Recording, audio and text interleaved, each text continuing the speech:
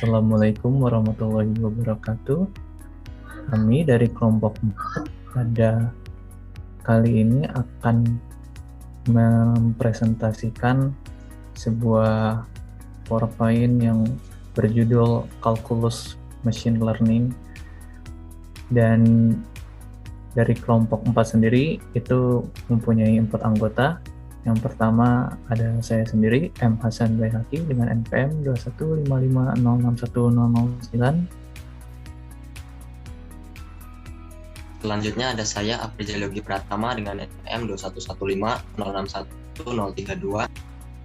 Saya Oktasuri Arif dengan NPM 215506105. Dan saya Putri Indrianti dengan NPM 2115061023. Baik, pada presentasi kali ini kita mempunyai 4 topik bahasan, yaitu pertama ada intro kalkulus, yang kedua ada aplikasi.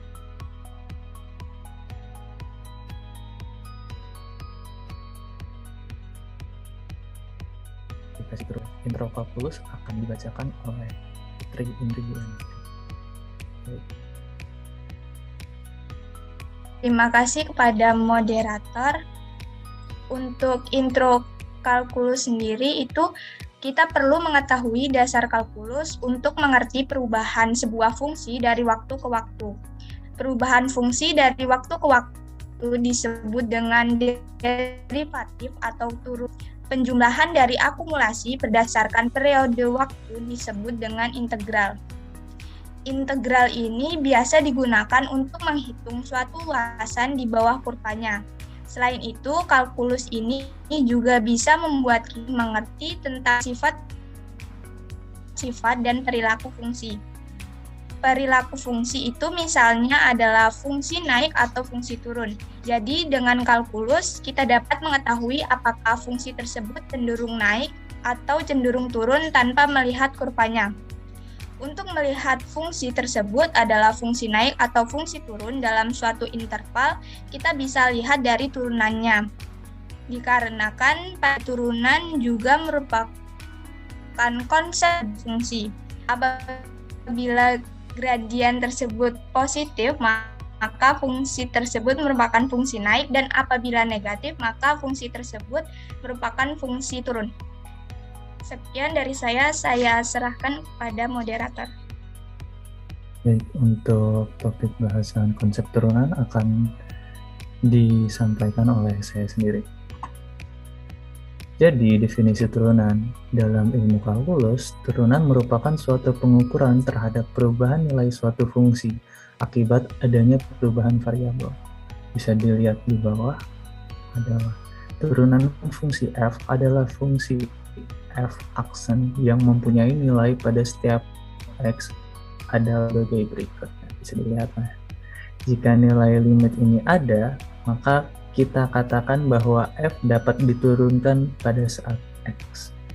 Dan di sebelahnya juga, jika fx sama dengan x pangkat n, di mana n adalah bilangan bulat, maka f aksen x, yaitu ya turunannya x itu sendiri, itu sama dengan x1 dx pangkat n sama dengan nx pangkat n-1. Baik, nah ini adalah contoh turunan. Misalkan fx sama dengan 13x min 6, tentukan f aksen 4. Solusinya bisa dilihat di gambar di bawah.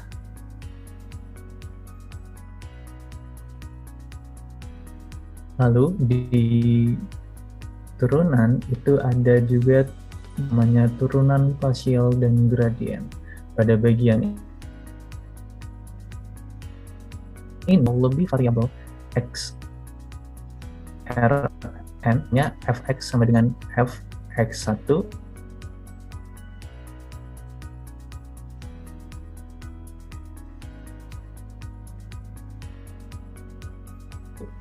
Untuk definisi turunan parsial bisa di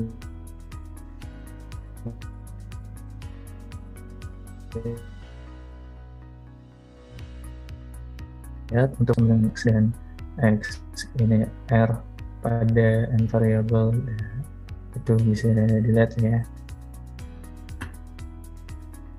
Lalu untuk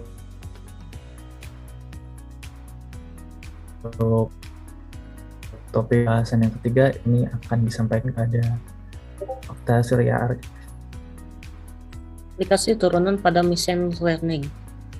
Machine learning menggunakan konsep turunan untuk masalah optimalisasi algoritma optimasi seperti gradient descent, menggunakan turunan untuk menentukan bobot yang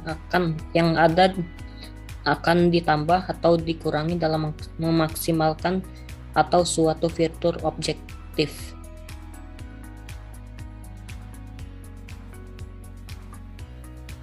Lalu topik bahasan terakhir ada SIR model yang akan dibacakan oleh Afrizal Yogi Pratama. Oke, terima kasih moderator. Dan selanjutnya saya akan membahas tentang SIR model. Jadi, model SIR ini merupakan model epidemik yang paling umum digunakan dalam melihat persebaran penyakit. Model SIR ini diperkenalkan oleh Kermack dan McKendrick pada tahun 1927 dan pertama kali digunakan untuk melihat dinamika penyebaran populasi akibat penyakit menular. Model SIR merupakan deskripsi matematis sederhana dari penyebaran suatu penyakit dalam suatu populasi, yang membagi populasi tetap N individu menjadi 3 kompartemen yang dapat bervariasi sebagai fungsi waktu T. Yang pertama ada susceptible atau S, yang merupakan kelas populasi yang rentan penyakit menular. Yang kedua ada infect atau I, yang merupakan kelas populasi yang telah terinfeksi oleh suatu penyakit menular. Yang ketiga ada pulih atau R, yang merupakan kelas populasi yang telah sehat atau sembuh setelah terinfeksi penyakit. Oke, kita asumsikan masing-masing kompartemen baik individu yang sehat maupun individu yang sakit mempunyai populasi yang konstan dan tidak ada kelahiran dan kematian yang terjadi pada populasi tersebut. Parameter beta adalah laju penyebaran penyakit dan parameter adalah laju kesembuhan dari individu suatu penyakit. Model SIR dengan parameter beta dan gamma yang telah dijelaskan sebelumnya dapat dituliskan dalam model matematis sebagai berikut. Yang pertama ada ds per dt sama dengan negatif beta SI. Yang kedua ada DI per dt sama dengan beta SI min gamma I. Yang ketiga ada dr per dt sama dengan gamma I, di mana n dalam kurung t sama dengan s dalam kurung t ditambah i dalam kurung t dan ditambah r dalam kurung t dengan beta dan gamma lebih dari 0. Oke, cukup.